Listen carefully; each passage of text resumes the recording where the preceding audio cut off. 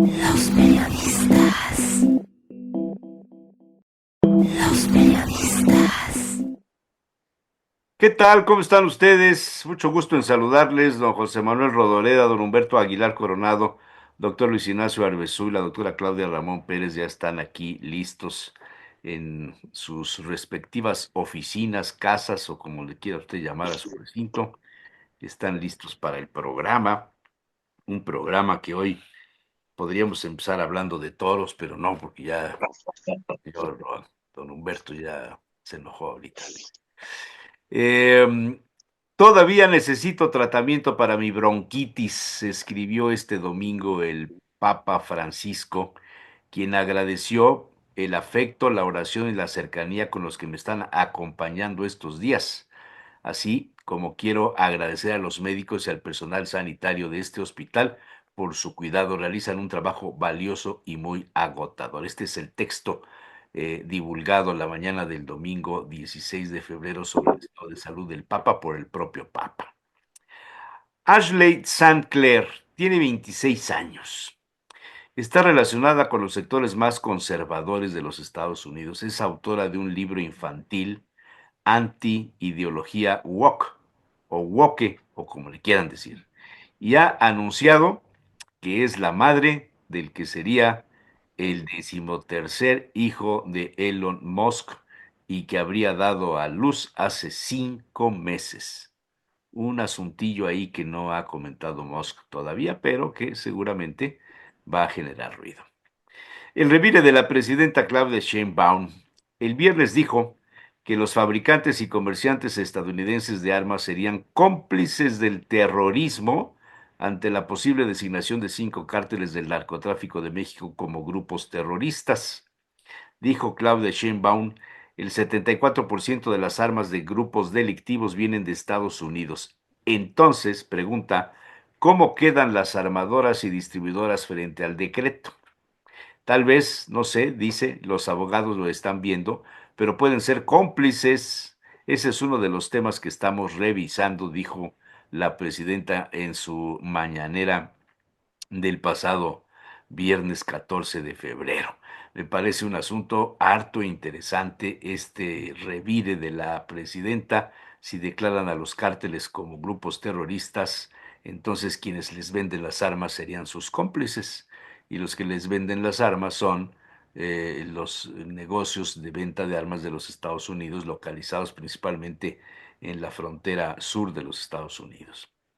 Haciéndose eco de Napoleón Bonaparte, tema para el doctor Arrezu, el presidente de los Estados Unidos, Donald Trump, recurrió el sábado a las redes sociales para señalar su continua resistencia a los límites de su autoridad ejecutiva y, por lo tanto, dijo que ante todas las demandas que hay en su contra, pronuncia, quien salve a su país no viola ninguna ley.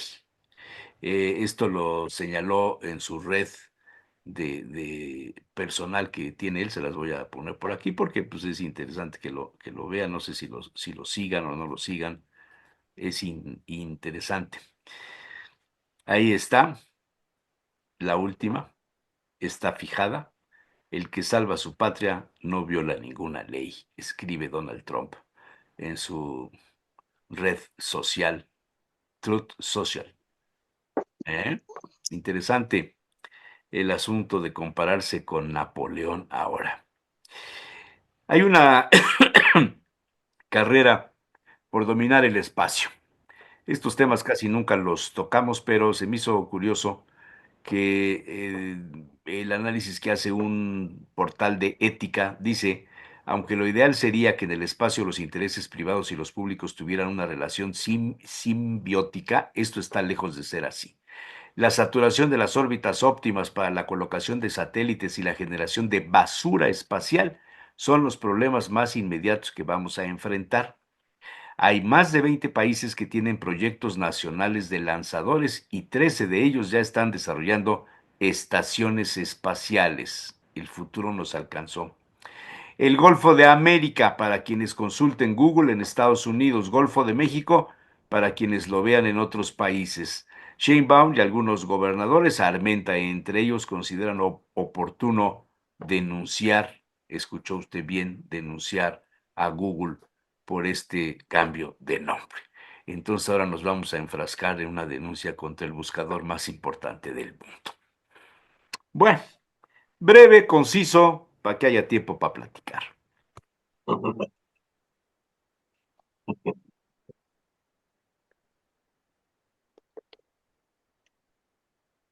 ¿Qué, los dejé mudos o es impresionante el resumen que hice o qué cosa? Nos tienes apantallados. Oye, yo sí quisiera comentar el tema de la expresión de Donald Trump. Me parece que vuelve a manifestarse en su tono no solamente autoritario, sino de Salvador, no de América, sino del mundo, ¿no?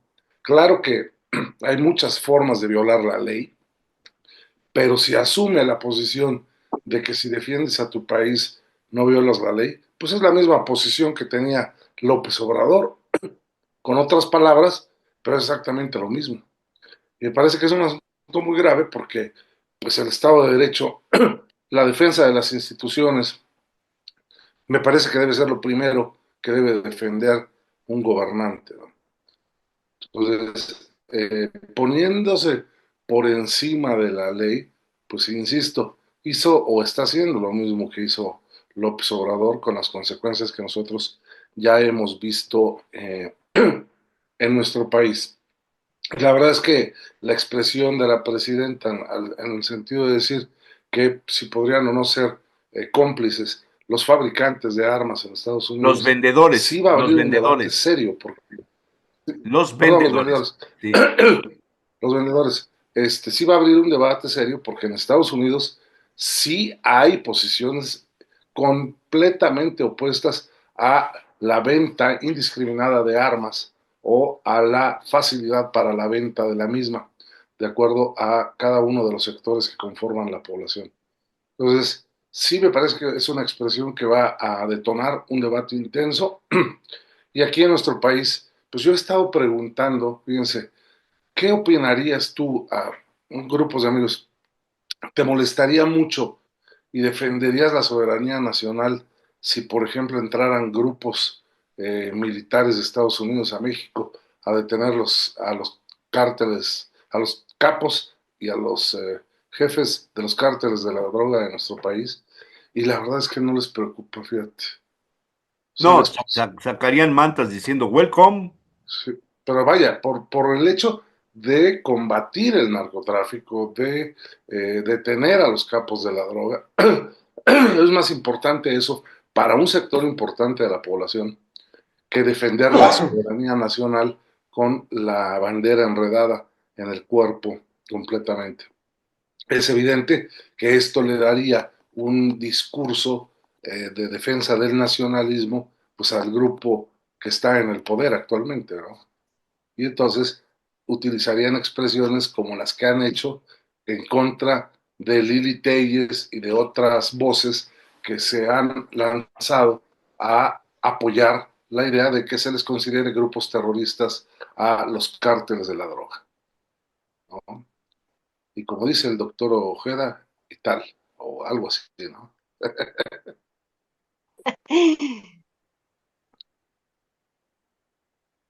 Que sigue.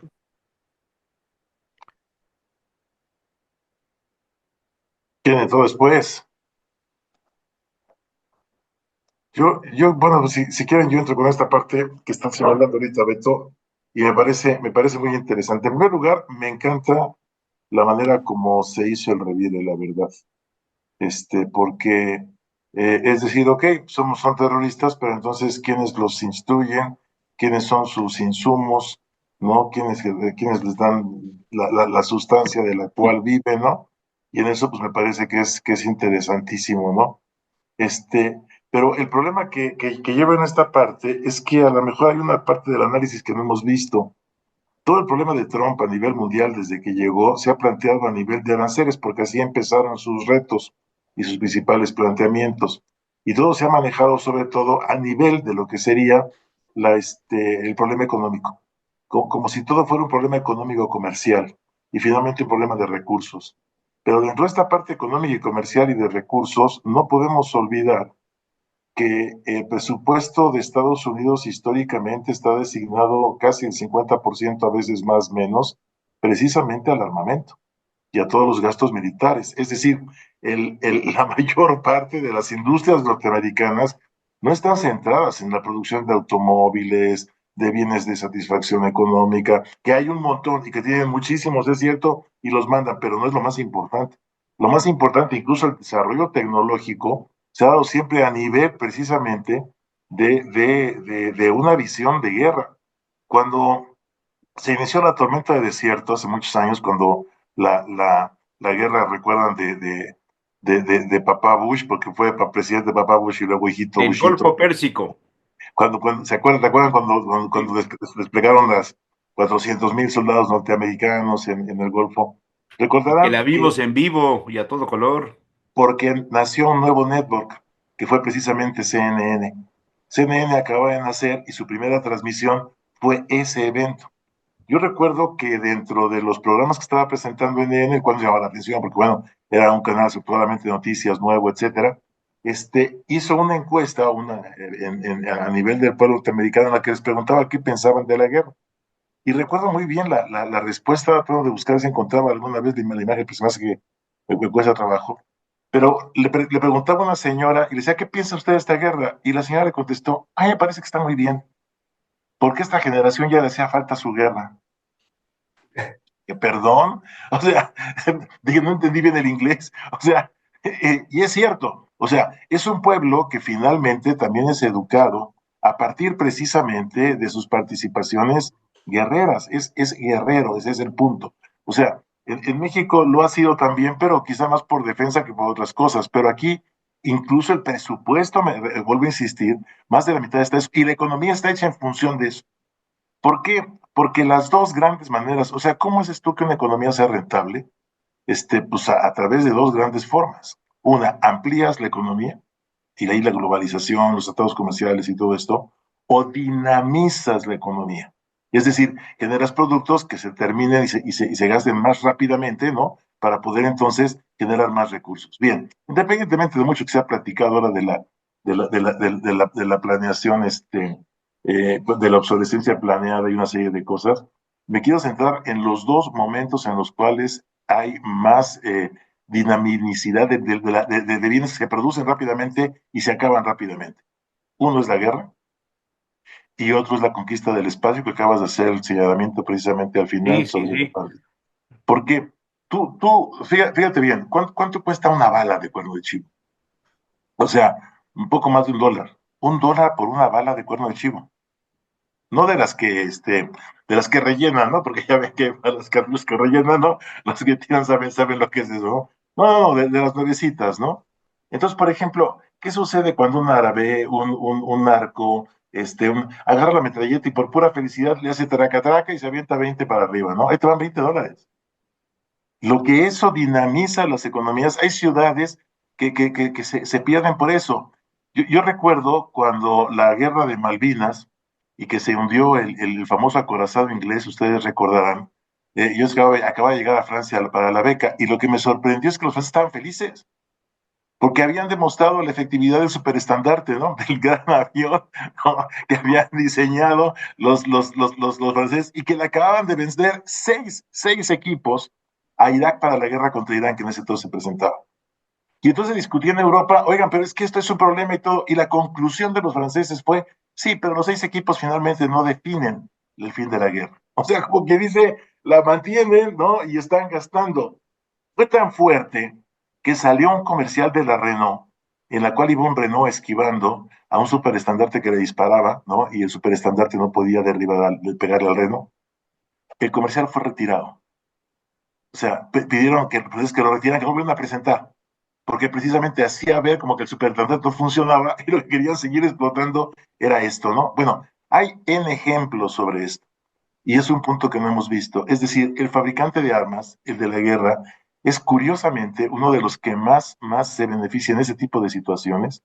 Y en este tipo de situaciones, la economía norteamericana, la mitad está de su presupuesto público destinada a este tipo de actividades. Entonces, me parece muy bien la jugada de voltearlo en ese sentido, pero por otro lado, me parece una dificultad que,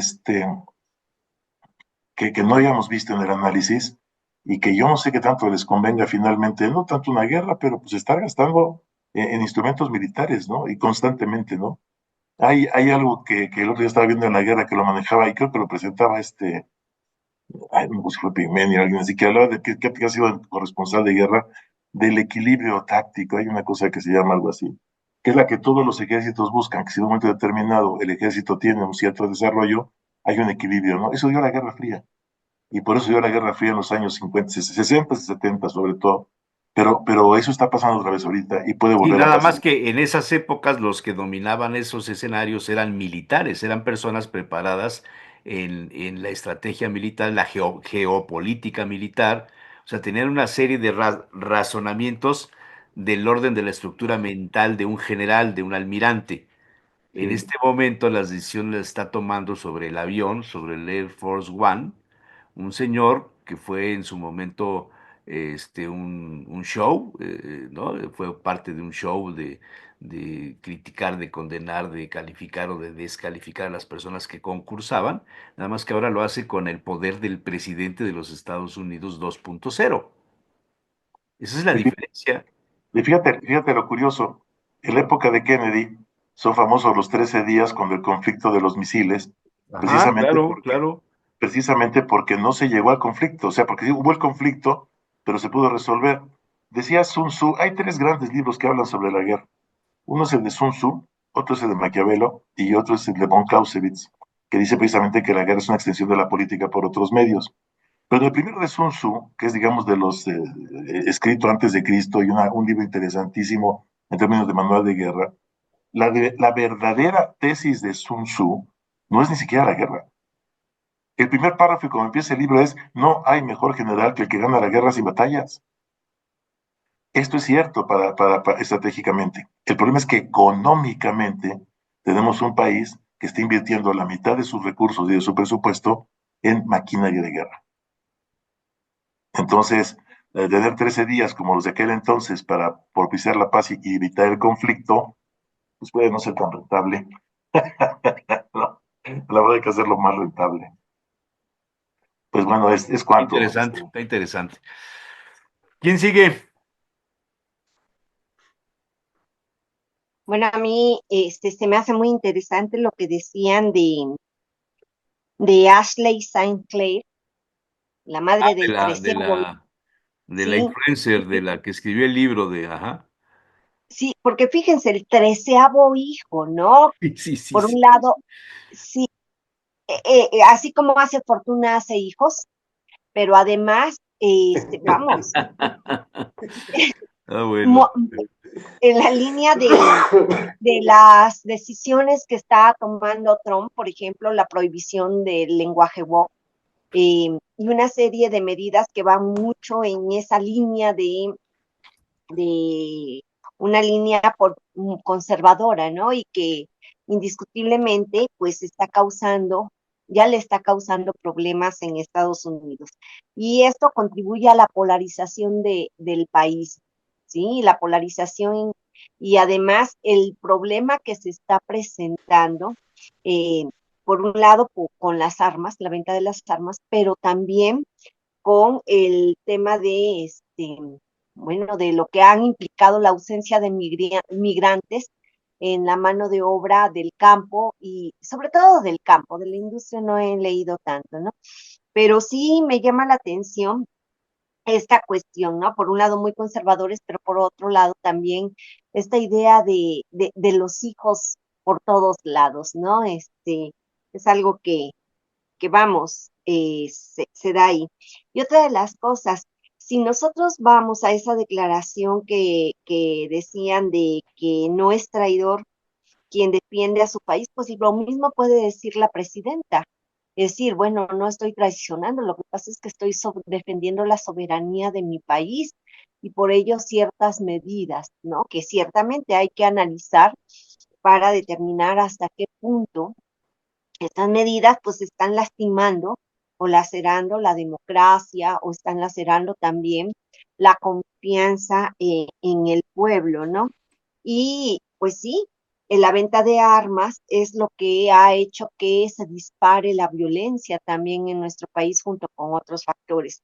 Y aquí brincaría yo a a dos cuestiones. Uno, cómo el país se ha ido sumiendo cada vez en una espiral de violencia que ha llevado precisamente a que territorios que hace unos meses parecían estar en calma, hoy estén desbordados, ¿no? La situación de Tabasco a mí obviamente me preocupa por una doble razón, cómo se ha incrementado la violencia y cómo esta violencia está alcanzando a los ciudadanos. Digo, no la dimensionaba en tal magnitud, porque hablábamos de Guerrero, hablábamos de Zacatecas, hablábamos de Tamaulipas, pero vean cómo geopolíticamente, si lo quieren ver también, esto se está expandiendo y esto está generando pues una situación bastante complicada.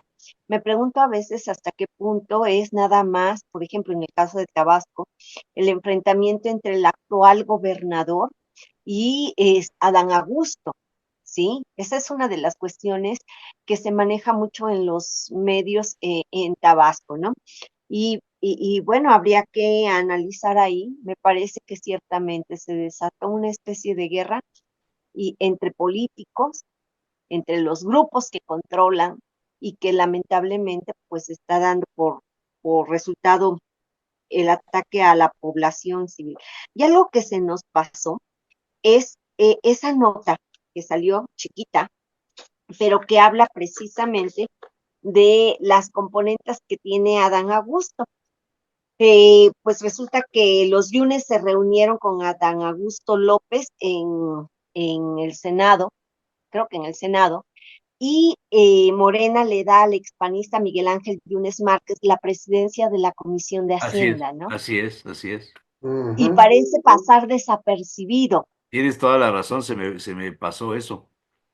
Y a mí me parece también interesante porque tiene que ver con estos grupos que, pues, por un lado, rompen la presunta unidad de Morena, pero también generan el enfrentamiento incluso con la propia presidenta, ¿sí? No Sí, sé qué fíjate opinan que los eso es demás. que estás diciendo, esto que estás diciendo, fíjate que sí, es un tema que habría que ponerlo en la mesa. Lo que estamos viviendo es la sucesión presidencial adelantada. Las fuerzas políticas de Monreal y de Adán son las que están en controversia para ver quién logra colocar a más personas, a más grupos, y cómo se desata la lucha de la parte violenta de Tabasco para demostrar que Adán Augusto es una persona que no es confiable, ¿no? Que ha fallado en el control. ¿Y dónde queda López Obrador? Vecino de Tabasco, vecino, ¿no? Entonces, geopolíticamente, Tabasco es una entidad clave en el desarrollo de cualquiera de los temas relacionados con el petróleo y con la producción ganadera y con el tránsito de los migrantes, ¿no? Bueno, hay que recordar que a Dan Augusto lo que más le importa es ver el perfil de la que dicen que es su novia, ¿no? En lugar de estar realmente ¿Quién es la novia? haciendo cosas. Es que no sé si lo vieron, pero en redes sociales circuló una fotografía de Adán Augusto y se ve claramente que está viendo el perfil de la senadora Andrea Chávez. Ya. A la que le regaló la jirafa. Ah, Exacto. A la que quiera ser gobernadora de Chihuahua, pues. sí.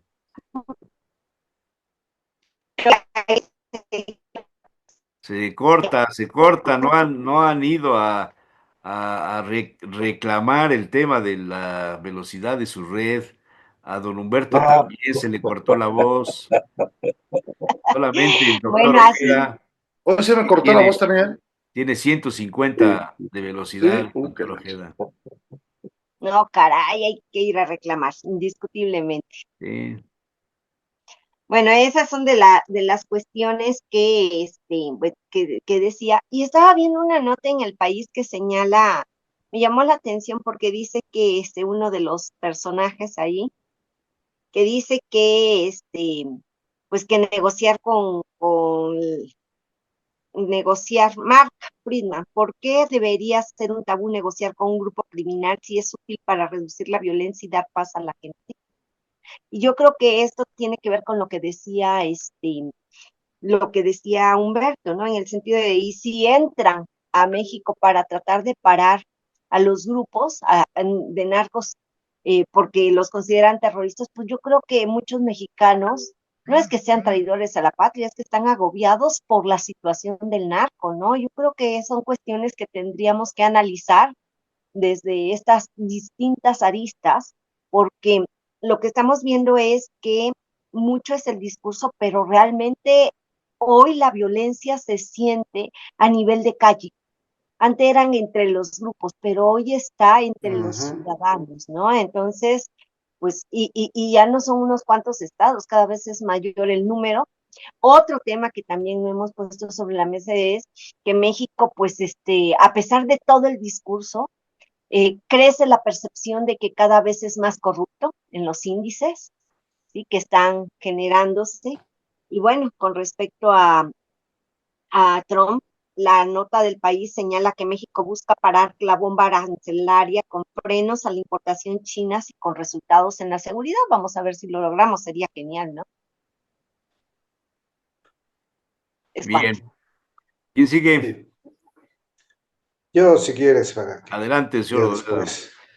Yo voy muy cortito. Esa declaración de la presidenta de vamos a declarar a los vendedores o fabricantes de armas terroristas. Me llama mucho la atención cuando a lo mejor media hora antes o medio día antes declaró que ya estaba precisamente el secretario de Relaciones Exteriores en pláticas, porque precisamente con las pláticas y los acuerdos es como se acaparían todos los problemas de los aranceles. Y inmediatamente saca Trump una cosa y ella corresponde con la misma. Yo creo que lo que deben de hacer bueno, aquí lo que debe hacer México y creo que Estados Unidos también, es precisamente, tienen 30 días para tratar de arreglar el problema. Pues júntense todos los días y platiquen todos los días y den a conocer la forma en que va caminando todos los días. Yo creo que la presión del pueblo, tanto americano como la presión del pueblo mexicano, si las pláticas van en el sentido de solucionar las cosas sin tanta afectación a las economías, van a estar aplaudidas por su gente. Pero de eso no sabemos nada. Inmediatamente salió, vamos a declarar. Yo leí la nota que eran los fabricantes. Tú mencionabas que eran los vendedores. Es que leí el texto, te lo digo, lo tomé ahora sí que textualmente, valga la redundancia. Uh-huh. Dice, Claudia Sheinbaum dice, los fabricantes y comerciantes estadounidenses de Uh-huh. armas serían cómplices del terrorismo ante la posible designación de 5 cárteles del narcotráfico en México como grupos terroristas. El Uh-huh. 74% de las armas de grupos delictivos vienen de Estados Unidos. Leo Sí. textualmente, pregunta ella, entonces, ¿cómo quedan las armadoras y distribuidoras frente al decreto? Tal vez, no sé, dice, los abogados lo están viendo, pero pueden ser cómplices. Ese es uno de los temas que estamos revisando. Oye, lo que pasa es que con esa declaración la señora presidenta debe tener cuidado porque creo que mucho del armamento del ejército se lo venden los fabricantes. Oye, la presidenta debe tener cuidado no solo con ese comentario, sino con muchos otros. Bueno, por eso, esa es a lo que voy, o sea, a lo que voy es un poco eso, o sea, contestó más por el orgullo que por el razonamiento, simple y sencillamente. Y creo que al revés, en vez de estar tú me das una cachetada, yo te doy otra cachetada, tú me das un golpe, yo te doy otro golpe, tú me dices esto, tú me das esta amenaza, yo te pongo esta otra amenaza. Siempre seguir platicando como dicen que lo están haciendo. Eso es lo que tienen que hacer las autoridades, sentarse a platicar y decir, ¿sabes qué? El de enfrente ya no quiere platicar o el de enfrente sí está platicando. Porque estamos sin querer o queriendo, están haciendo que los deseos de pleito y las separaciones y esas cosas se vayan cada vez más grandes. Ojo, ya hay muchos americanos, ya hay muchos mexicanos que no quieren saber nada de uno del otro, y si te veo te rompo la cara. Sí, eso es cierto. Entonces, ojo con eso. Sí. Señores, tenemos que ir buscando precisamente el acuerdo, la solución y no el pleito. Dejémonos del pleito, tú me das esto, yo te doy lo otro. Pero la realidad es que si tú haces esas cosas, bueno, que los nombren como dicen, ¿cuál era el título que tenían los fabricantes? Bueno, ¿qué va a ir a cerrar las fábricas? Porque el otro dice, yo quiero que sean terroristas para poder entrar. Bueno, yo quiero que sean terroristas, ¿para qué? ¿Vas a ir allá a hacer algo? ¿O nomás les vas a dar el nombramiento? Dejémonos esas cosas, estar peleando. Busquemos precisamente los acuerdos que se dice que ya están llegando y que van por buen camino. Sí. Y fíjate que en eso, Pepe, perdón que lo meta, pero es que es interesantísimo lo que está pasando en Estados Unidos, porque parecería que la gente en Estados Unidos no está respondiendo. Y yo veo, me acabo de hablar con mi compadre y con gente allá, y yo tengo la impresión de que es exactamente al revés. Lo que tú dices tienes razón. O sea, ya la gente está cansada de esto y decir es que no va por ahí. O sea, no es una escalada de conflictos. O sea, la idea es buscar un diálogo y hablar por una situación distinta. ¿Por qué no podemos dialogar? Que es el punto que dices. Y fíjate, me encontré esta cita, se las leo muy rápido. Dice, igualmente ser un agente de diálogo y de paz significa estar verdaderamente determinado a atenuar y en último término a acabar con los muchos conflictos armados que afligen nuestro mundo. Y sobre todo esto hemos de ponernos un interrogante. ¿Por qué las armas letales son vendidas a aquellos que pretenden infligir un sufrimiento indecible sobre los individuos y la sociedad, si a los cárteles? Tristemente, la respuesta que todos conocemos es simplemente por dinero. Un dinero impregnado de sangre y muchas veces sangre inocente. Frente al silencio vergonzoso y cómplice, es nuestro deber afrontar el problema y acabar con el tráfico de armas. Es el Papa Francisco hace 10 años, 24 de septiembre, en Washington, en el Congreso de los Estados Unidos. Esto se los dijo el Papa en el Congreso de Estados Unidos hace 10 años. Y el problema no es la producción de armas, ni siquiera está comentando. Dice, es nuestro deber afrontar el problema y acabar con el tráfico de armas. Es decir, este es el punto que le da validez al comentario de la presidenta de México. Es decir, si esto lo sabe manejar, pues puede ser interesante. Si no, va a caer lo que estás diciendo. Una escalada, entonces, ¿qué nos va a llevar? O sea, que tú me pegas, yo te pego y te sigo pegando. Creo que ya estamos cansados de eso. El ping pong. Sí, ¿no? sí. La pelota va de un lado para otro. Yo lo que creo es que se tienen que poner a trabajar los dos gobiernos y los tres, porque va a tener que entrar Canadá y van a tener que entrar todas estas cosas, tienen que ponerse a solucionar el problema afectando lo menos posible a los ciudadanos de cada país. Porque todas estas bravuconadas lo que llevan es a encarecer. Ya lo dijo el otro, si no les parece el de 25, se los pongo a 50. Espérate, pues súbelo a 100 si quieres el arancel. Siéntense a buscar la solución, que si tengo cabeza. Lo que pasa es que estás teniendo, desde luego, de enfrente no es una persona fácil.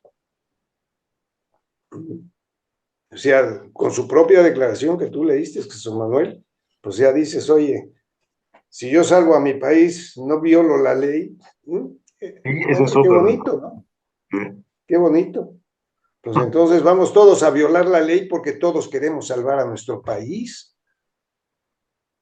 ¿Y dónde está el Estado de Derecho? Lo vemos aquí en México. ¿Y cuál es tu concepción de país? Que ese es otro detalle. Sí, pues cada quien va a buscar lo que para ti sea México para mí no lo sea exactamente Por igual. eso, por eso es porque es importante que se definan todas estas cosas y se platiquen, más que estar bravuconeando, que se platiquen. A ver, doctor, No tenemos estás tantas muy canicas para pensativo, ¿eh? ponernos a jugar mucho, ¿eh? No hay Oye, muchas canicas para jugar. Ojeda está muy pensativo y eso es preocupante. No, Adelante. estoy atento, atento Adelante. a Para mí cada no hay uno de problema, los, hombre. atento a cada uno de los símbolos de que está uno representando.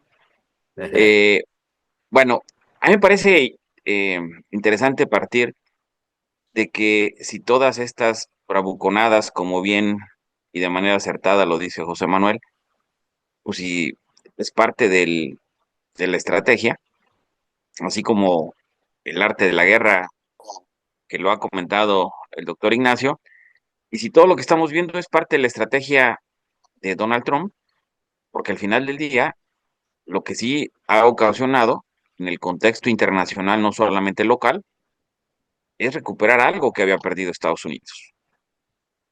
Es entender que Estados Unidos pues está metido hasta la cocina en el mundo y Sí, se está viendo los efectos que está teniendo porque todos han entrado en unos casos a subordinarse como pareciera que debería de ser la estrategia, y en la mayor parte de los casos ha generado una sensación eh, eh,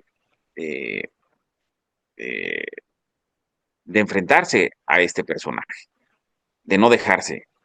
Sin embargo, aquí lo interesante es, al final del día, ha logrado avanzar Estados Unidos. Sea como sea aquí en México, lo que ha logrado es que México se repliegue un poco y Estados Unidos avance.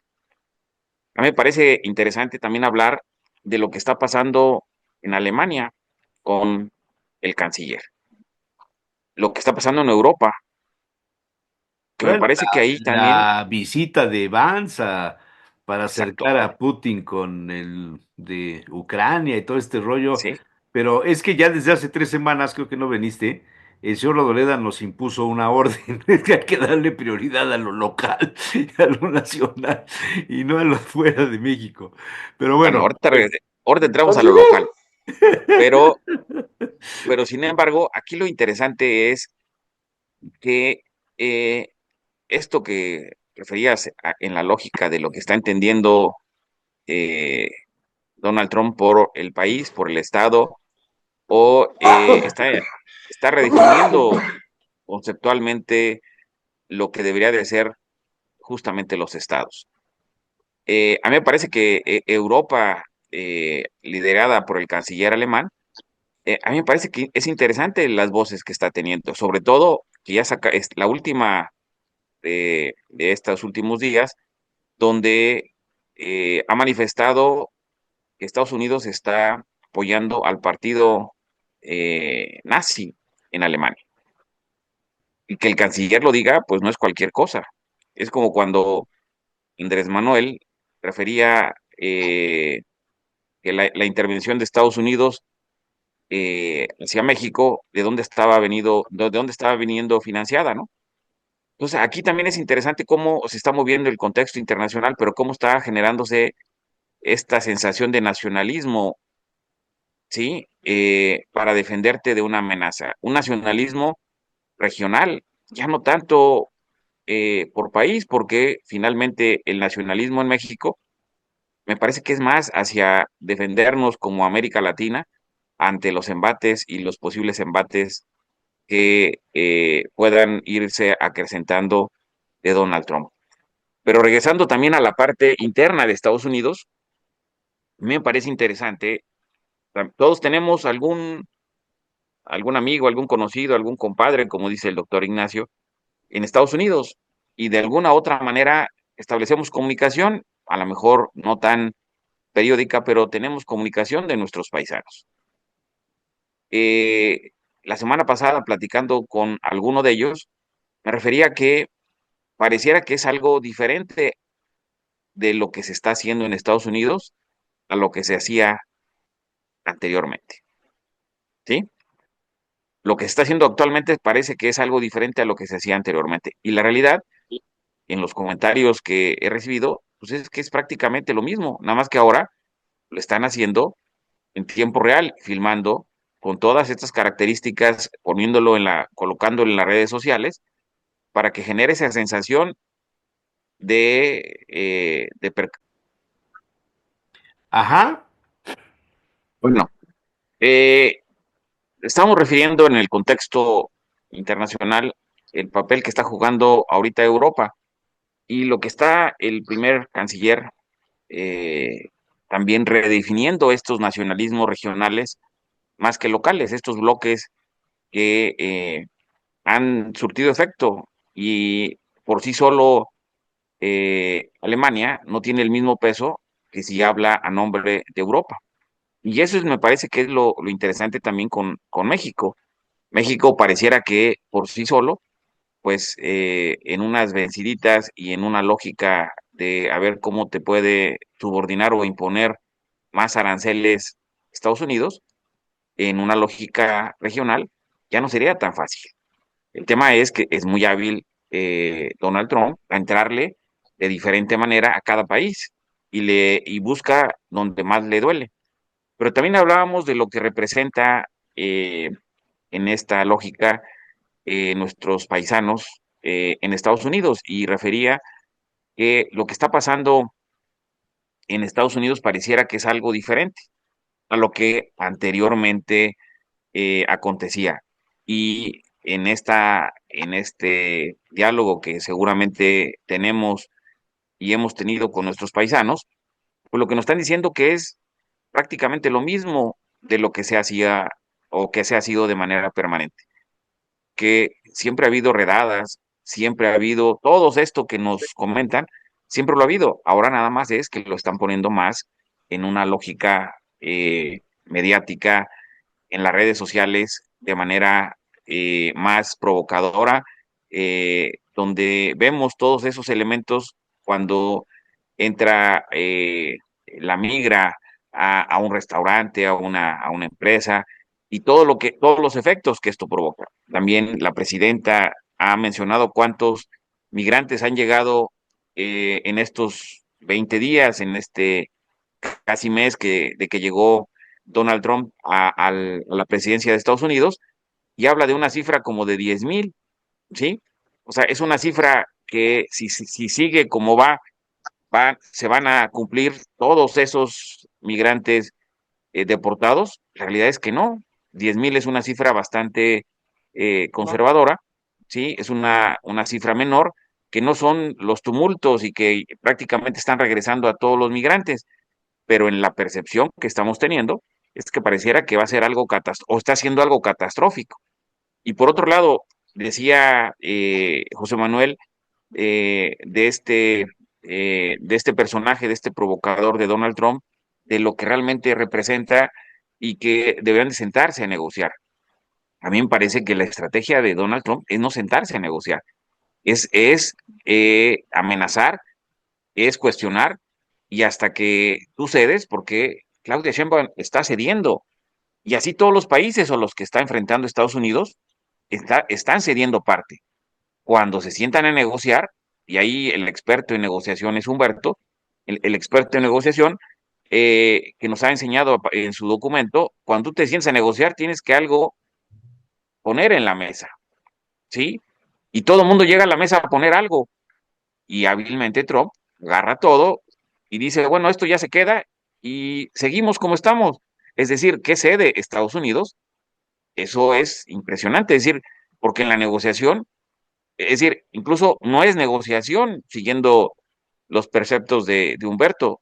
Así como llega Donald Trump, no es a negociar, es a agarrar todo, exacto, llega a pegarle a la mesa, ¿sí? Llega a agarrar todo lo que ya todos pusieron en la mesa. Y aquí nuestra presidenta, no es que se le ponga el brinco, no, y en el mundo no se le están poniendo el brinco, todos llegan a poner algo a la mesa, ¿sí? Y eso me parece que es una O sea, manera ¿quieres decir que de México que, no está solo en este asunto? ¿no? Y pareciera que Estados Unidos está solo.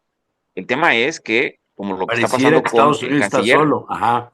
¿sí? Y Sí, el canciller alemán nos está poniendo el elemento interesante, es decir, ya hay un repudio hacia Estados Unidos, porque ya se está metiendo de otra manera a la política interna de cada país y están generando otras condicionantes. Aquí también el embajador, no sé si ya formalmente sea el embajador, pues es un personaje que claramente sus características, y ya lo vimos hace, ¿cuándo fue? Hace un mes que lo platicamos o más, sus características son intervencionistas, pues, o sea, claramente donde ha estado y su pasado.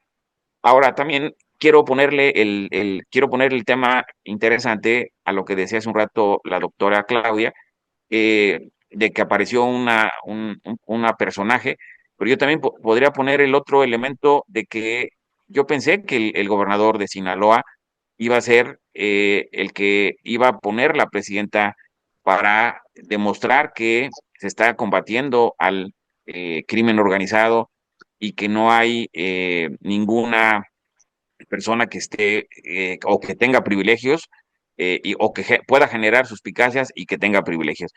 Pero la fotografía de ayer que circuló donde el hijo del expresidente de México le está entregando la credencial de que se está afiliando formalmente, o más bien esta reafiliación a Morena, pues pareciera que no va a ser el sacrificable, ¿sí?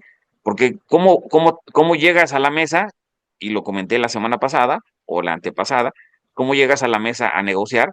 Pues tienes que poner algo, ¿no? Si dicen que el tema del crimen organizado, pues vas a poner, y que la política está inmiscuida en el crimen organizado, no es la primera vez que se ha dicho históricamente, y tenemos al ex secretario hoy preso García Luna en Estados Unidos, es decir, siempre ha estado la política mexicana inmiscuida con el crimen organizado, el general Rebollo, y si nos vamos, pues todo lo que históricamente siempre ha habido la política, los mandos policíacos, el ejército, pareciera que siempre ha estado inmiscuida en el crimen organizado. Pero lo interesante es que siempre hay una cabeza, ¿sí? Como lo vimos en su momento con la quina, es decir, siempre pones a un personaje para que de ahí a él en esa cacería de brujas o lo pones un personaje y pareciera que ya se distensan las cosas. Pero regreso aquí al tema. A mí me parece que yo creo que la presidenta sí está haciendo lo que le toca en una lógica también nacionalista, una lógica de poder entender el momento que vive. Sí se está sentando a negociar, pero está sentando a negociar en lo que le marca en este momento quien lleva el sartén por el mango. Es decir, ¿con quién te va a poner a sentar a negociar si no hay un secretario de Economía ya ratificado en Estados Unidos? Es decir, ¿con quién te sientas si no tienes un par? ¿O con quién te sientas si no hay un equipo que haya formalmente eh, puesto el presidente Donald Trump para cada uno de los países o para los países en el contexto internacional? Por eso mi comentario es, Donald Trump no le interesa negociar. Donald Trump no le interesa sentarse a la mesa, ¿sí? A poner las canicas que él quiere. No, Donald Trump le interesa llegar, como dice Humberto, a dar el manotazo y agarrar todo lo que ya todos pusieron. Es decir, él está avanzando, él está recuperando ese liderazgo otrora del país más importante del mundo, porque ahora ya no lo tiene.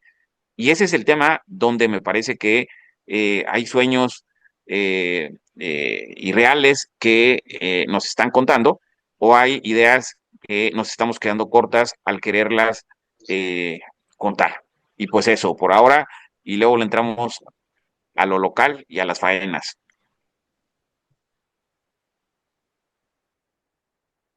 adelante, adelante. Fíjate qué interesante, porque así lo veo yo. O sea, si agarramos el ejemplo de López Obrador, igual López Obrador jamás se sentó a negociar con alguien, despreció a la oposición. Y Donald Trump me parece que está despreciando a todo el mundo. Y puede decir Marcelo Ebrard que ellos llevan la batuta en la negociación, pero la verdad es que quien marca los términos ha sido Donald Trump. Ese es el grave problema. Y si ahora le sumamos a que dice que no es violar la ley si defiendes al país, pues qué concepción de país se tiene, ¿no? También Hitler, estoy seguro, que decía que no se violaba la ley porque estaba defendiendo no un país, sino una raza. No, bueno, también Napoleón, de ahí viene la frase. Exacto. Y bueno, y eso me parece que desprecia lo que ya dije en mi primera intervención, tanto el Estado de Derecho como la Sí. defensa de las instituciones democráticas, ¿no? ¿Puedo hacer una pausa Eh, para prensa del corazón? Venga, por favor. ¡Ah! Mira nomás. Jóvenes y con pelo. El poder. ¿Qué eras ahí, senador o qué eras? Yo creo que era subsecretario. Subsecretario. Humildemente, ahí Sí, era subsecretario. No, hombre, ¿Cómo ves? Oye, ¿La sí, sí, subo sí. en oye, Jesús Manuel, en mis salió un letrerito recuerdos, de que, Beto? Claro, hombre. ¿La puedo subir en mis recuerdos? Claro, y sí, deberías de subir hombre, también una donde estamos tú, Alejandro Armenta, yo y tu amiga Paola Migoya. ¿Te acuerdas de esa Ay, esa no sé dónde la tengo. Le conviene que la subas. Jesús Por Manuel Paola salió un Migoya? letrerito Seguro. De esa no me acuerdo tú. ¿No te acuerdas? El día de la presentación de mi libro, nos bajamos a Ah, tomar ya, una ya, ya, copa. ya. Fíjate que tengo un disco duro que se me fastidió y ahí Ah, tenía yo muchas fotos, mano. Yo creo que, pues, una de esas fue de las que se perdió, man. Qué pena. Pero bueno, la voy a buscar. Bueno, porque deben de saberlo, regresamos Alejandro Armenta a lo fue a la humano. presentación de mi libro. Sí, sí, sí, sí, sí. Sí, hombre, efectivamente, Y a efectivamente. ver qué decías de él. No, pues todavía nada. A ver, querían, mira, queda como media yo, hora yo, porque algunos se van a ir, pero no sé si podamos tocar algo local, algo de lo que está pasando en la ciudad, en el estado. Ya arrancan los parquímetros y no tenemos muy claro todavía los concesionarios y estas cosas. Señor Sí, Rodera, yo yo nomás tuve que quería ir, hacer un comentario, yo lo más rapidísimo, que tuve que ir a antes de hacer entrar a lo local. un trámite a Guamantla, todo el centro de Guamantla, hay parquímetros y nadie se está queja bien. Yo estoy a favor de los parquímetros. Estoy en contra de de la que solo pueda estar opacidad. 3 horas. Claro. Soy estudiante de la UPAEP. Bueno, yo no, pero habrá muchos que lleguen con su coche y pues nomás pueden estar 3 horas, entonces van a salir corriendo de su clase y decirle al maestro, perdóneme, profe, pero pues es que se me vence el parquímetro.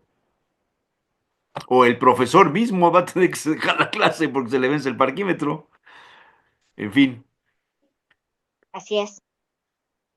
Yo nomás quería hacer un comentario. ¿Se adelante. imaginan qué pasaría en las economías mundiales si se cumpliera todo lo que está diciendo el señor Trump de poner aranceles y las contrapartes, sí, pues yo también pongo aranceles? pues seguiríamos igual y se generan nuevos equilibrios. No, simple y sencillamente se acababa la economía.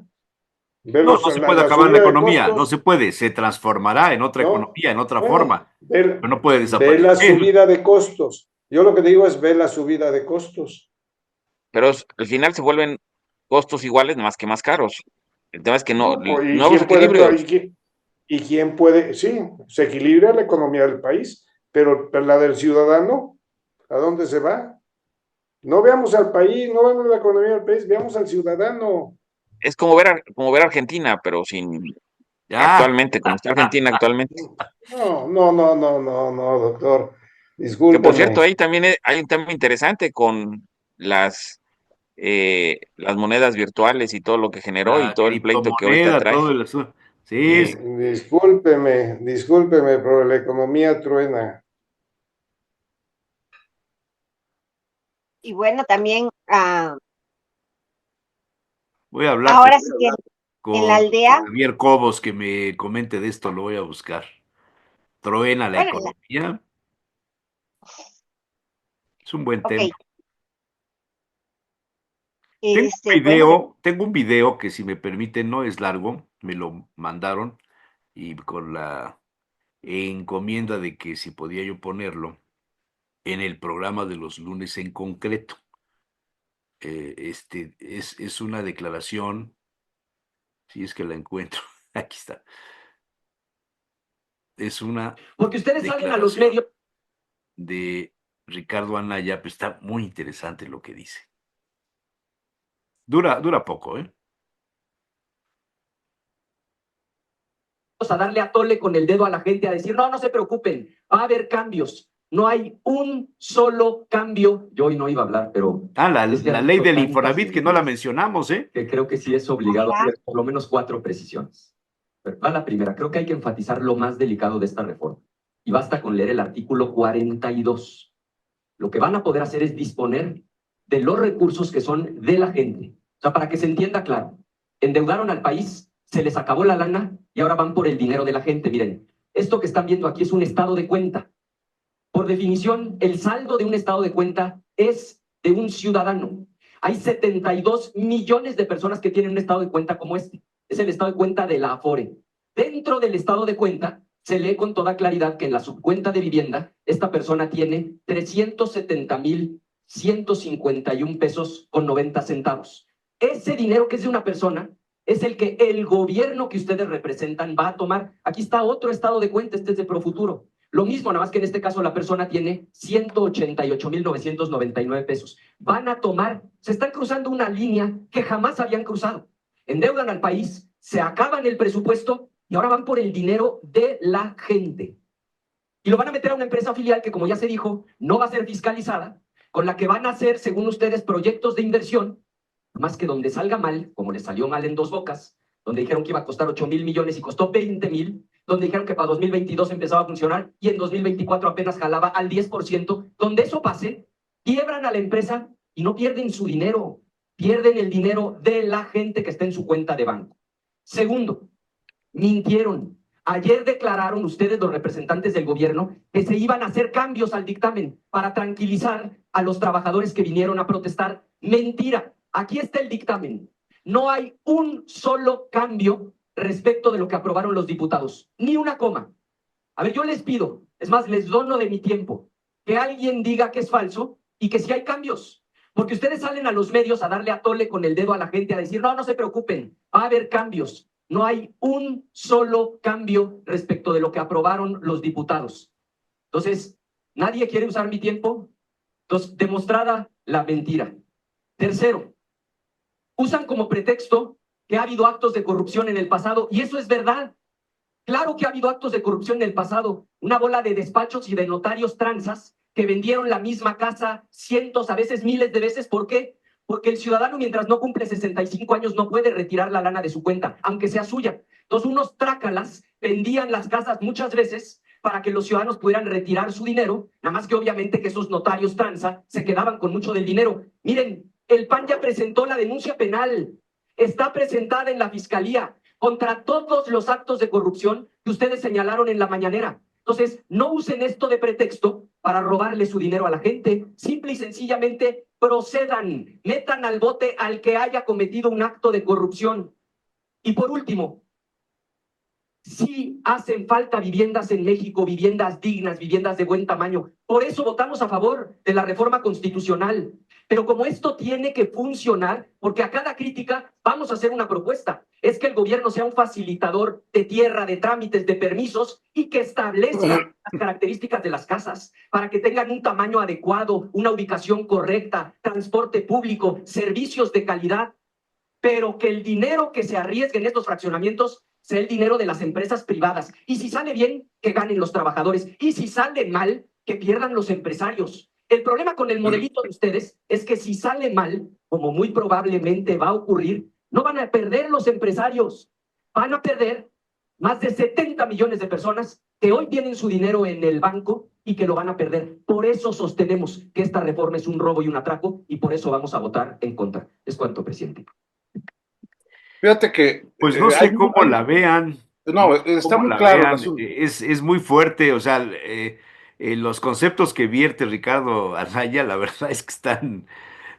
Es muy claro en la exposición y me parece que es un atraco precisamente a los fondos de ahorro de los trabajadores. como ya lo hicieron con las Afores inactivas y de mayores de 70 años que no han tenido movimiento ni aportación.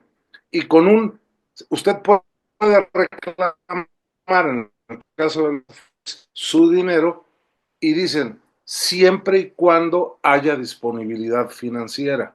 Pues nunca va a haber disponibilidad financiera, por eso están agarrando los recursos. Y en el caso de la reserva del Infonavit, el Fondo de Ahorro para el Infonavit, van a construir vivienda. Y cuando un trabajador llegue y diga, oiga, pues yo quiero una vivienda, le van a decir, sí, pero está construida prácticamente allá en Zacapuaxtla, vayas a vivir para allá. Pues es una locura, porque el Infonavit no puede decidir dónde va a vivir un trabajador. La gran ventaja de lo que había hasta ahora es que tú decidías si solicitabas y utilizabas tu fondo de ahorro para contratar una vivienda en donde a ti te resultara mucho más atractivo, cercano, viable en materia de comunicación. Entonces ahora hay que sumar también ese problema, que nadie lo mencionó en el debate, por cierto. Y yo me despido. Fíjate que sobre esto, yo entré a trabajar a Fundidora Monterrey. El primer trabajo fue en 76 y y conocí el Infonavit cuando acabé de nacer con los recursos. Estuve un tiempo en Fundidora y cuando salí, lo primero que me dijeron en el curso de una empresa, tú puedes retirar tus recursos, son tuyos. Es decir, la idea original que tenía el Infonavit era que los recursos estuvieran ahí, si estuvieran trabajando, estuviera una administración tanto de empresarios como de los sindicatos, y finalmente tú recibías tu dinero y al final o tú pedías un préstamo y eso te servía de aval para el préstamo, o te retirabas y te regresaban tu dinero inmediatamente. O sea, al momento que dejabas de trabajar, te lo regresaban y me lo regresaron esa primera vez. Los demás fondos ya nunca los retiré, porque además no se podía. Pero ¿qué fue lo que pasó? Que eso fue lo primero que cambiaron, pero no fue ahorita. O sea, esto ha sido un desfalco histórico. O sea, lo que está diciendo es totalmente verdadero, pero el problema no empezó ahí. El problema es que él participó con los que lo hizo. O sea, si quiere meter a los que han abusado de los fondos inmobiliarios y particularmente del Infonavit, hombre, pues está el mismo presidente de su partido. O sea, no puede ser que tenga una gente así en el partido. Es decir, ¿cuál es el Ajá. problema? Todo lo que dice es verdadero.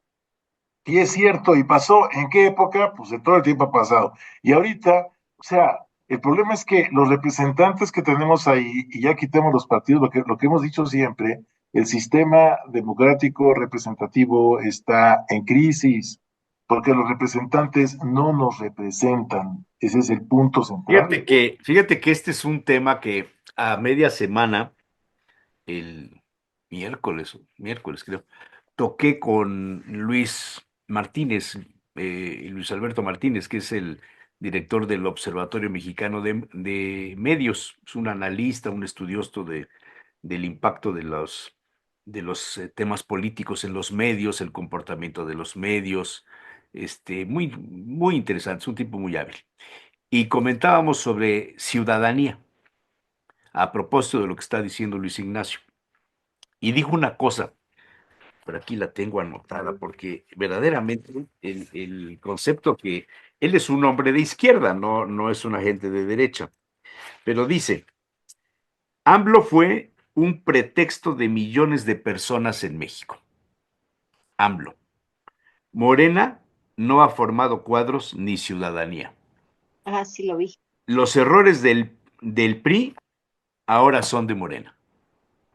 Ujú. Se me hizo muy interesante que una gente de izquierda vea las cosas así y me quedé pensando que hace unos días algún columnista publicó, o semanas, que en una reunión de gabinete pues, ampliado en Puebla, al hacer un paneo, pues resulta que no había ninguno de los fundadores de Morena Puebla, sino era el viejo PRI. O sea, quiere decir que Morena no ha formado cuadros. Y esto es una carencia quizá no solo en Puebla, sino a nivel nacional, lo cual nos debe hacer pensar si el futuro de Morena está garantizado. A Sí. propósito de las fotos que mencionó, no sé si fue Claudia o Beto, de la presidenta de Morena, con las afiliaciones y el hijo del Obrador y todo este rollo. O sea, creo que es un asunto que debe de preocuparles a los de Morena. Sí, ¿Cómo ves? totalmente. Ahora, finalmente no le va a pasar nada tampoco a Morena mientras esté en el sistema y esté funcionando ahí, porque finalmente van a estar todos, va a ser simplemente una opción diferente a las otras, que ya es bastante. Para como estamos, la verdad podría ser bastante, ¿no? Pero el punto no está ahí, o sea, ¿dónde se forma ciudadanía? Es que la ciudadanía se forma en toda la sociedad y empieza desde la familia, empieza ahí y sobre todo sigue en el ámbito educativo. Yo estoy ahorita en la universidad y me parece que las universidades hemos fallado tremendamente en la formación de ciudadanía. Es decir, el otro día lo estaba viendo Fíjate qué cuando, interesante, las universidades también han fallado en eso. por supuesto, mira, el otro día hubo un problema, lo Bueno, vimos, ya ¿no? te vas a jubilar, ya no te pueden regañar de lo que estás diciendo. Pero fíjate las cosas. Me puedo jubilar porque yo empecé a trabajar antes, o sea, estoy en la ley 73, precisamente porque puedo, es cuando entré, ¿no? Porque ya la mayor parte de mis compañeros en la universidad no lo van a poder hacer, ni mis hijos tampoco. Esto es impresionante. Entonces dices, bueno, ¿cómo vamos a rescatar? O sea, ¿avanzamos o retrocedemos? Creo que este es el punto central. Y fíjate, hace poco hubo un problema en la universidad, recordarán, de los médicos. La Facultad de Medicina se levantó, nos cerraron la universidad. Y yo les decía a los alumnos, ustedes echan la universidad encima. Si ustedes nos informan, dicen qué está pasando, a lo mejor los apoyamos. ¿Por qué no? Pues si tienen razón en lo que estaban planteando. Además, tenían razón. Pero el problema no era ese, el problema era que cuando lo comenté con mis alumnos en la clase, porque tengo grupos con alumnos de diferentes carreras, resulta que ninguno de los últimos semestres acordaban lo que había pasado en el 2020 con la marcha del 5 de marzo. Yo les decía, si ya se O sea, organizaron el 5 estás de hablando marzo, de 5 años. Ni claro, siquiera estás hablando de hace 50 años, ¿no? porque los de último Cuando los semestre ya no, movimientos FUAS y Carolinos. los muchachos de últimos semestres no vivieron esa marcha. Y para mí me parecía muy presente. Entonces, este tipo de cosas, yo creo que la universidad tenemos que rescatarlo y rehacerlo. O sea, la principal función, me parece, de una universidad es generar una comunidad, ¿no? Que desarrolle conocimiento y la aplicación práctica del conocimiento, es decir, ciencia y tecnología. Y esa comunidad se forma en la vida cotidiana y en el recordar siempre qué somos y hacia dónde vamos, ¿no? Yo recuerdo que el 68 pues, se recordaba todo el tiempo, al menos durante muchos años, porque además se repetía y se trabajaba y se veía. Pero aquí, por Ah, ejemplo, ese tipo de cosas, ni quien los comente. Entonces, ¿qué es lo importante? Responder las cosas del momento y estar preparados para las cosas del momento y hacer que las personas sean sustituibles. No puede ser, o sea, eso es todavía más grave. Pero bueno, ya no me extiendo. Pero creo que es un problema de formación. A mí pero que ahí, estamos en Bueno, la universidad. ahí eso que dice es muy importante porque lo decía, ¿qué es lo que hace que se recordara, que se repetía? Porque había demandas, porque había personas interesadas en que esto no escape de la memoria, ¿sí? Y me parece que precisamente uno de los problemas es que ni los propios maestros dimensionamos o alcanzamos a ver la trascendencia que tuvo, ¿sí? Y esto es interesante. Y voy a lo que señalaba, ¿no? En el sentido de que las universidades tenemos también el compromiso de formar ciudadanía. Sí, pero si el maestro es indolente, ¿cómo forma ciudadanía? Sí, afortunadamente nosotros estamos en una escuela que es muy sensible y muy consciente de ello. Y toda la vida estamos con eso. Pero, por ejemplo, a los de ingeniería les cuesta trabajo entender por qué es importante que se formen como ciudadanos, no solo a los alumnos, me parece que a veces hasta los maestros perdemos esa dimensión, ¿no? Yo estoy de acuerdo. Empieza en la casa, se refuerza en la escuela y, bueno, la universidad debe ser precisamente un semillero de ciudadanos, ¿sí? ¿De qué nos sirve tener profesionistas exitosos si no tenemos esta otra parte, ¿no? Que es el sentido de vivir de pertenencia a una comunidad.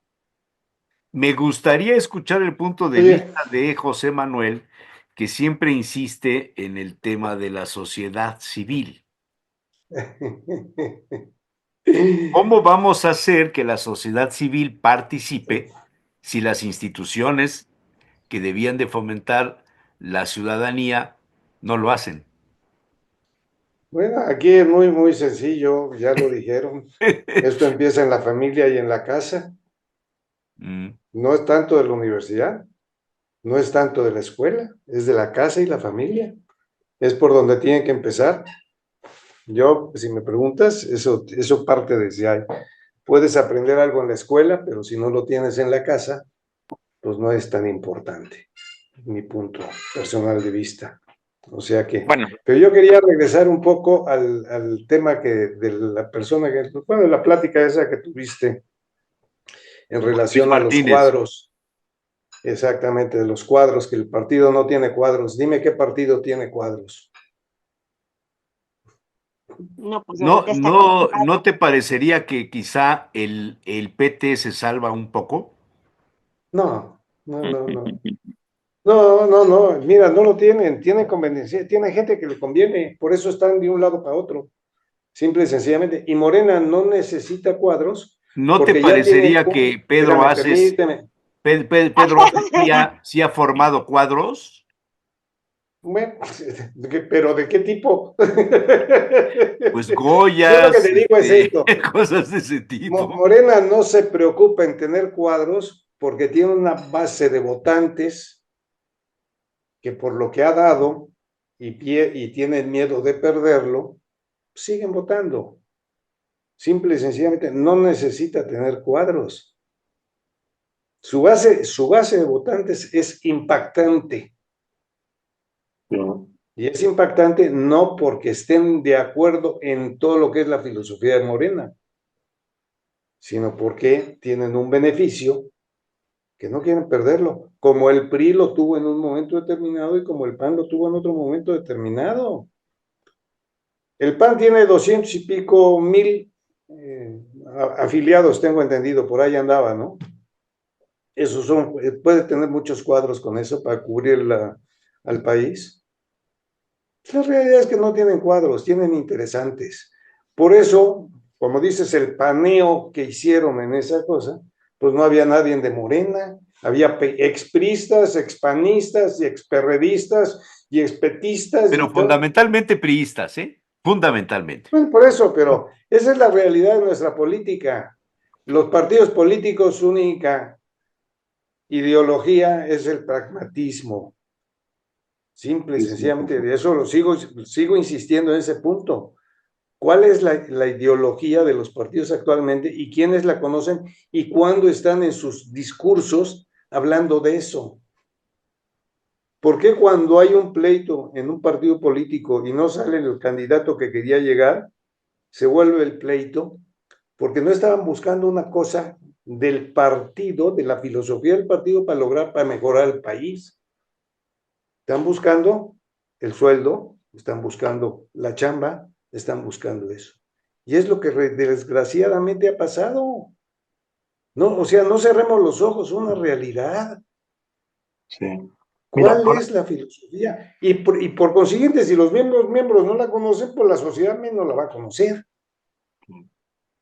bueno, Cuando el PAN hablaba más de ideología, tenía gente de la sociedad que sin ser panistas estaban de acuerdo con eso, como pudo Pero haber sido con el PT, permíteme, como pudo haber sido con el PT o pudo haber sido con el PRD, estaban de acuerdo con espérame. sus Es que ahí hay un paréntesis en relación a esto que acabas de decir del PAN.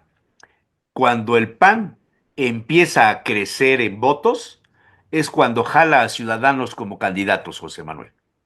Villa Escalera. sí, sí, Ahí tienes un cuando no, ejemplo. el PAN empieza a ser cuando, gobierno, empieza a perder la ideología. exactamente, exactamente, o ese es sea, el Buena, eso es punto. lo que es la realidad, El esa es la problema, el realidad, problema es y, está buena y esa jalaron, frase, la voy a usar. permítame, jalaron a Villarrío porque no tenían otro, como cuando jalaron a Gabriel Hinojosa. Los el, mismos el- panistas no quisieron entrarle. el O problema es sea, qué esa es la significa realidad formar de los cuadros. partidos. ¿Por qué Sí, jalaron a Gabriel Hinojosa? Porque jalaba más y los panistas que podían haber jalado más gente, como Paco Fraile y como otros, pues dijeron, yo mejor no me arriesgo. Total, No, aquí estoy al frente del la partido y con llegada eso tengo de todo. Gabriel Hinojosa se debió a un arreglo en las alturas y en lo oscurito, donde participó gente como Toño Sánchez Díaz de Rivera, y No, algunos pero grupos. no, Permíteme, más que ese hubo otro. así Hubo como tú otro. dices, así como tú dices que no te dejamos hablar, ahora déjame hablar. Hay una foto que por ahí Adelante, tengo, caminante.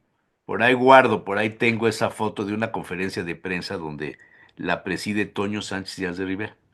A un lado está Gabriel Hinojosa y del otro lado está Pepe Momoxpa. Y Ujú, ahí dicen, vamos a formar alianza con Gabriel Hinojosa para candidato por el PAN. Y Gabriel dice, yo no soy panista, no milito en el PAN. ujú, ujú. ¿Eh? Exactamente. ¿Y por qué estaban con Gabriel? Porque Gabriel empezó con el G22. Sí, Todavía Con- no, todavía no. ya Eso fue estaba con ese posterior. grupo. Ya estaba con ese grupo. Ya Eso estaba fue formando su grupo Yo creo ese. que lo después de del que fue G2 presidente fue municipal, después de fue que dejó después. la presidencia municipal, José Manuel. No, eso Bueno, fue te antes. propongo una cosa, vamos a invitar a Gabriel. Puede ser muy interesante. Invítalo, yo con todo gusto lo escucho. Es más, yo me reúno de repente con él. Y el G2, ¿qué? Lo empezó cuando estaba en Coparmex, ni siquiera, y empezó a formar los grupos y jaló a quienes. A Pepe Mospan, que era su cuate desde chico. Claro, por supuesto. ¿Mm? Yo aquí lo que quería comentar es, sí, ahora el problema es qué significa formar cuadros. Porque, por ejemplo, esto que estamos comentando ahorita, los partidos políticos, ¿no le ven un cierto paralelismo con los equipos de fútbol de la Liga Mexicana? O sea, parecería la misma cosa, ¿no? O sea, sí había partidos muy mexicanos como las Chivas y el rollo, y vean lo que pasa y lo que ha pasado, ¿no? ¿Hay un día pensado que un jugador de las Chivas hubiera sido del Atlas antes o del América? O sea, esto no puede ser. O sea, es lo mismo que pasa en la brincadera de partidos políticos. ¿Por qué? Pues porque no tienen los cuadros suficientes. O sea, ¿qué es formar cuadros? Uno, formar cuadros para la participación política, por supuesto, pero para formar cuadros para la aplicación práctica de esa formación política, que es la administración pública. Y en ese sentido, el PRI lo tenía por su naturaleza. Como era un partido de gobierno, finalmente lo tenía. Cuando entra el PAN, y comenta Beppe Ojeda, empieza a perder la ideología, por supuesto, porque entonces coopta a todos los servidores públicos que habían sido formados en el PRI y que estaban identificados con él. Por ahí empieza. Luego empieza a sacar, pero no forma sus cuadros. Ahora, ¿por qué no los forma? No por un problema de ideología, porque no tienen criterios para la toma de decisiones. Y en ese sentido, yo sí creo que ahí por lo menos de alguna manera se salva Morena, porque el Instituto Político de Formación Política de Morena, que dirige el Fisgón y está también Epigmenio Ibarra y todo, no han dejado de trabajar y de formar cuadros para manejar un criterio de toma de decisiones. Es decir, todavía no forman a quien haga política pública, a quien sepa, por ejemplo, Es lo que si dice Luis Martínez. O sea, los sí, errores del PRI ahora los comete Morena. está empezando, sí puede caer en eso, por supuesto. Bueno, ahora, Adelante, Pepe. creo que vale la pena ejemplificar lo que hemos estado analizando y discutiendo. Cuando hablamos de que la ciudadanía se forma en casa, pues primero hay que entender también el momento en que vivimos como país, como sociedad.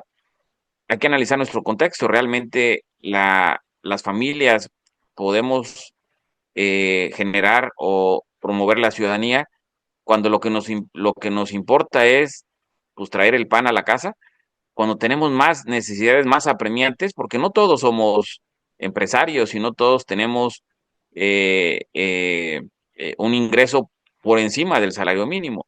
Sí, estamos la mayoría de los mexicanos pues buscando el día a día y el día a día nos aleja de ser ciudadanos. Y entonces aquí lo O interesante sea, es quiere decir que que entonces solo los ricos pueden ser ciudadanos o cómo, a ver, explícame eh, eso. sí, en sentido estricto, Es como cuando que, tú defines, cuando tú defines ciudadanía, Jesús Manuel, es ajá. muy arriesgado decir que todos somos ciudadanos. El tema es que cuando tú defines qué es ciudadano, pues es cuando tú tienes ya tiempo libre, pues para ir a manifestarte, para ir a apoyar una causa ciudadana, para formar parte de un colectivo, porque tienes tiempo para hacerlo, No, yo, porque yo tienes, creo que ya esa cubriste. es una visión de una ciudadanía o una sociedad muy a la mexicana. Pero No, es el tema que, es que para que tú logres que hacer lo que representa, sí, los derechos que se tienen como ciudadano, pero las obligaciones que se tienen como ciudadano, tienes que cubrir lo inmediato y lo inmediato muchas veces no tienes posibilidad de hacerlo. A Entonces no ver, puedes lo exigir, primero que tienes que hacer es cumplir como ciudadano, pagando tus impuestos, pero participando en las convocatorias, votando. Ve el pero a ver, grado de abstencionismo que hay en cada exacto. elección en México. ¿Y por qué la gente no va a votar? ¿Por Pues qué la porque gente no va a manifestarse? ¿Por qué la gente no me va? Es vale. decir, hay, hay muchas características que podemos entender y si no podemos generalizar el contexto donde nos movemos, ¿sí? La ciudadanía no es que no quiera manifestarse, es que tiene otras prioridades en su umbral. A la hora de entender esto, podemos caminar y por eso la parte corporativa, la parte de cuando vas y te compran el voto, porque a la ciudadanía le interesa su despensa porque no tiene para comer, o le interesa esos 500 pesos que le van a pagar o sus 2,000 pesos, depende cómo va a representar el tema del voto, porque al final el voto no va a representar lo que tiene el ciudadano de expresión de necesidad. Por eso es interesante la ciencia política, la teoría, porque si no, no puedes entenderlo y nada más hay ocurrencias en muchos de lo que uno puede referir cuando no parte de la realidad. Y ahora vamos a la parte interesante a lo que quiero llegar, con lo que quiero ejemplificar. Por ejemplo, este caso de lo de Infonavit, pues está claramente, como lo comentan allá, también en una lógica clara de incongruencia. Comparto con lo que dice el doctor Ignacio, una incongruencia. ¿Por qué? Porque justamente lo que dice él, anteriormente nunca lo hizo y anteriormente nunca se manifestó y priorizó la atención hacia los trabajadores. Y pongamos un caso, el caso poblano, con Melquiades Morales, o también en el caso de Veracruz, pues colapsaron el sistema de pensiones y lo colapsaron. ¿Quiénes lo colapsaron? Y no hace mucho tiempo. Se llevaron los recursos del sistema de pensiones, incluido el tema de la vivienda y todo lo que hay. ¿Y qué pasó? Es decir, aquí es cuando los trabajadores se debían de haber organizado porque había una indignación colectiva de que te estaban quitando tus pensiones.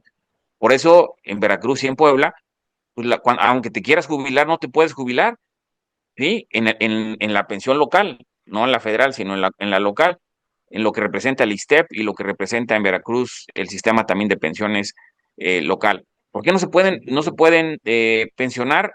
Pues porque se llevaron o destinaron ese recurso a otras cosas y lo desaparecieron. Por eso lo que también hace un rato dijo Humberto, tienen razón en todo lo que están diciendo, puede pasar eso. El tema es que la situación que está pasando o que está prevaleciendo hoy día en nuestro país es que el modelo y la manera en que funciona el Infonavit y lo que funciona las componendas que se han establecido, pues no privilegian a los trabajadores, ¿sí? Y privilegian más a las inmobiliarias o a las empresas. No hay un modelo que realmente pueda el Estado absorber para entrarle a dar mejores condiciones. Y eso estamos hablando del tema de vivienda, pero si nos vamos al tema de pensiones, que también lo comentó el doctor Ignacio, es decir, realmente con este tipo de pensiones vamos a pensar en que la ciudadanía va a poder garantizar su calidad de vida el resto de su vida después de que se jubile. La realidad es que no, porque es también un sistema de pensiones colapsado donde difícilmente puedes mantener una calidad de vida digna, ¿sí? Y ahora regresamos.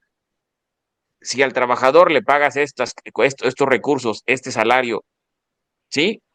Por eso hay un juego perverso. Le pagas este salario.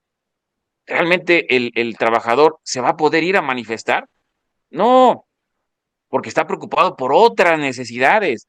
Si él se va a manifestar, pues ya perdió tiempo valioso, o además tiene que descansar porque tiene que ir a una jornada de 12 por 12, o además tiene que ir a ver la manera de cómo resuelve un tema de salud, y así, es decir, hay un contexto que difícilmente lo podemos caracterizar de manera unilateral. Hay múltiples factores que están incidiendo a que sea esto un colapso y que, por desgracia, te obliga a ser menos ciudadano.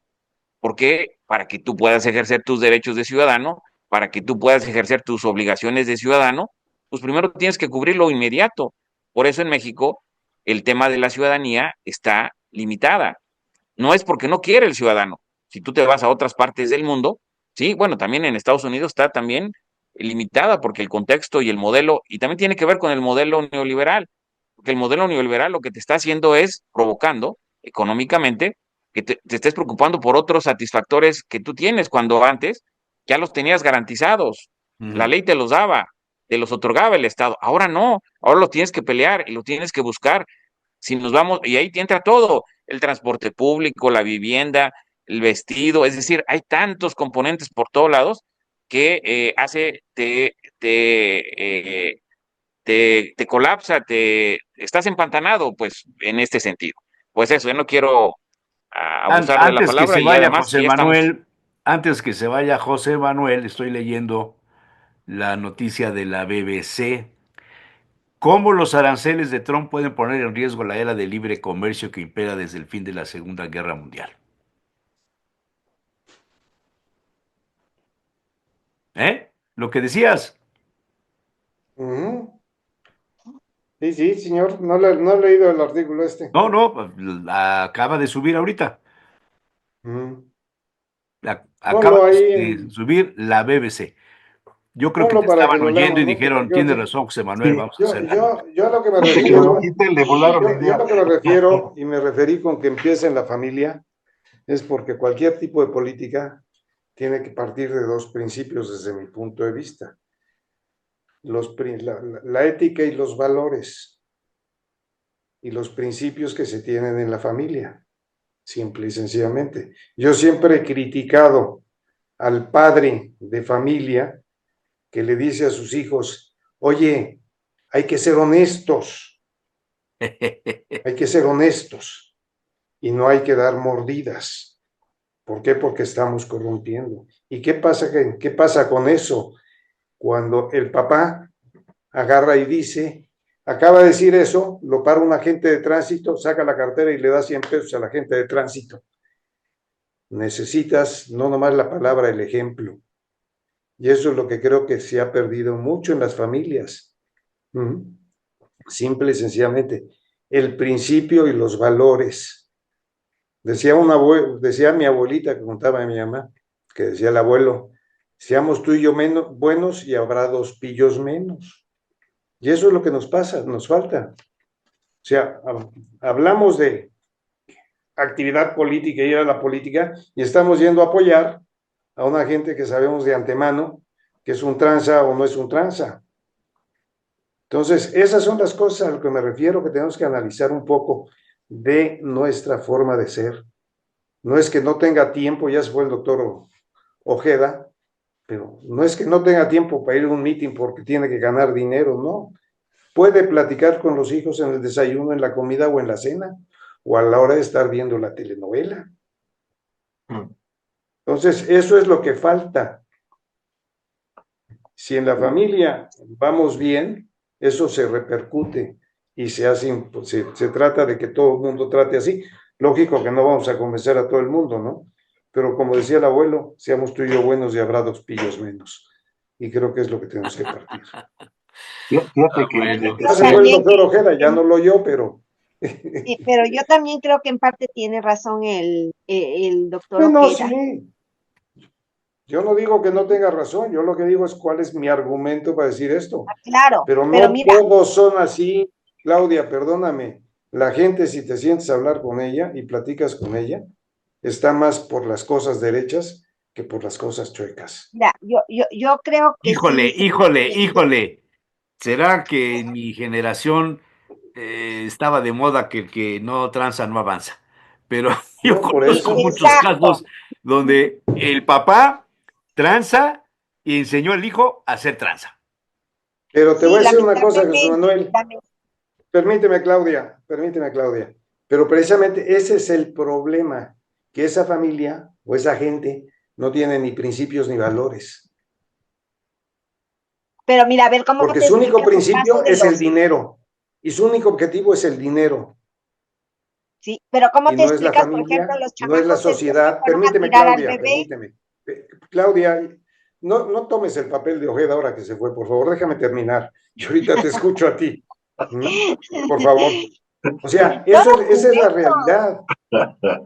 La Yo realidad es, les pido de favor que tengan respeto por el doctor Ojeda y que en su ausencia no no, hablen yo, tanto. yo a lo que me refiero es la necesidad, todo el mundo tiene necesidades económicas, pero no poner el objetivo y la solución de mi problema en el dinero, porque hay problemas Ni que en no se obtener solucionan. el dinero por vías ilegales. Exactamente. ¿Por qué no aplican el derecho en México? Porque estarían todos en la cárcel. Ahora sí, como decían, ¿y quién va a cerrar la puerta? Hay, Todo el hay mundo un, hemos cometido alguna vez un error. Yo estoy esos, pero tratemos de no ser así. Y eso es lo que nos falta. hay, hay un Ahora libro sí, Claudia, fabuloso, te escucho hay un libro antes de que fabuloso me vaya yo. de Max Weber que se llama La ética protestante y el desarrollo del capitalismo. Y precisamente creo que maneja esto. O sea, el problema no es solamente el dinero, sino que el dinero sea un indicador de que estás bien, o que el dinero sea un indicador de que eres bueno, porque entonces ya es otra cosa más complicada. Y yo quisiera comentarles una cosa que me pasó esta semana en el curso de las 7 de la mañana. Las 7 de la mañana no es una hora fácil, pero además lo curioso de esto es que los alumnos que tengo es un grupo de 30, que es una materia transversal en la universidad, entonces tengo alumnos de toda la universidad. Entre ellos no se conocen, la mayor parte son de sexto y octavo semestre. Pero en la semana, esta fue la época del primer parcial, es la tercera parte del curso, llevamos la tercera parte del curso. Entonces entré, les pregunté, los saludé, les dije que había en el Super Bowl y todos estaban con su celular. Ninguno estaba platicando, cada quien estaba con su celular con la tele. Y cuando les dije, bueno, ya se conocen entre ustedes, tienen un tercio y no se conocen. Entonces, es cierto lo que dices, en la familia, pues eso se puede esto. El problema es que en la familia llegas y los hijos se sientan a la mesa con el celular. Es decir, ya no hay el espacio donde se comparte y se presentan los problemas. Totalmente cierto. Y después de esto viene otro punto, porque no es solamente donde se transmiten los valores, sino que se transmite algo muy interesante, que es el respeto a la diferencia, a entender al otro, a pelearte con el otro. O sea, en la La mesa de la familia, convivencia, el intercambio de ideas, la lógica, el saber discutir, el demostrar que leíste. No, que estás en desacuerdo y que al final dices, sí, pero la familia es lo más importante. Es tan fuerte que en la novela de Puzo del Padrino, los problemas de negocios no se discutían en la mesa. O sea, esa era otra cosa que comentaba el Padrino. Fíjate lo que pasa, o sea, la mafia y ese tipo de organizaciones tienen una fuerza precisamente por esto, por la fuerza que empieza en la mesa y familiar y nos empieza a plantear. Es el primer punto. Y el segundo punto de lo que decía Ojeda es cierto, o sea, si tú no tienes el recurso suficiente para tener un espacio para pensar, para reflexionar, no que tengas dinero, no, que tengas un espacio para pensar, para analizar lo que está pasando y emitir un juicio en función de los criterios que estás aprendiendo, pues no puedes participar. Esa fue la tragedia de las mujeres hasta 1952. La mujer 53. pasó a ser, bueno, yo nací en 53 y mi mamá en 52 ya podía votar, ¿no? Fue cuando No, fue, hasta el fue cuando fue 53. Hasta el Lo 53, lo sí. que pasa es que fue la elección, pero la ley salió, pero no importa, pero es en ese entonces, o sea, antes, que es hace muy poco tiempo, o sea, no es ni un siglo de que pasó esto, las mujeres no podían votar, no eran ciudadanas. Bueno, en la Atenas clásica, los metecos, que eran los extranjeros, y también, por ejemplo, los esclavos no podían votar, no eran iguales. Pero el esclavo no era el que estaba encadenado o el que llegaba, era el que desarrollaba un papel, era el empleado. Si yo no tenía dinero para mantenerme y me empleaba, perdía mi libertad y entonces dejaba de ser oplita y participar en política, porque no me podía sostener. Entonces no podía tener una opinión propia.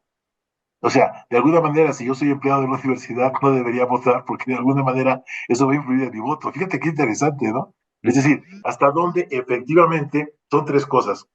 Es cierto, el lugar de la familia, donde se aprenden valores y criterios para la toma de decisiones que decía Pepe, ese valor donde se puede discutir y comentar, y esa tranquilidad para poder meditar, observar y dar una opinión. Creo que sean los elementos que a lo mejor deberíamos desarrollar más para la vida política. Y es cuanto a mis Adelante, Claudia. A ver, Claudia. yo coincido en que ciertamente cuando uno está más preocupado por la cuestión económica, pues es difícil no preocuparse por otras cuestiones. Pero me parece también que tiene que ver con la cultura de cada país, ¿sí? No todos los países son iguales. Y a mí me tiene preocupada, por ejemplo, la situación que se está dando en México, ¿no? Entre los que ingresan por diversas razones a los grupos de delincuentes, o el caso, me conmocionó en verdad, el caso de estos chavos, el chavo que abandonó al bebé, ¿sí? Sí, sí. La indolencia de ella cuando dice, pues tíralo en un canal, ¿no? Oiga, ¿cómo es posible que seamos más sensibles a las cuestiones de animalitos, de mascotas, que a la de un ser humano? Y quien lo entrega, quienes lo llevan, son los papás de él, ¿no? Quienes lo llevan ante la autoridad porque no están de acuerdo con lo que hizo.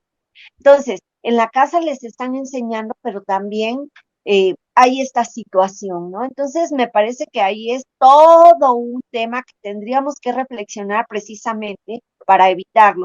Yo estoy convencida que la familia es un contenedor, blinda a la hora de enseñar valores, pero me parece también que el problema está en que muchos padres tuvieron que salir a ganarse la vida y entonces han dejado de lado esta labor fundamental, ¿sí?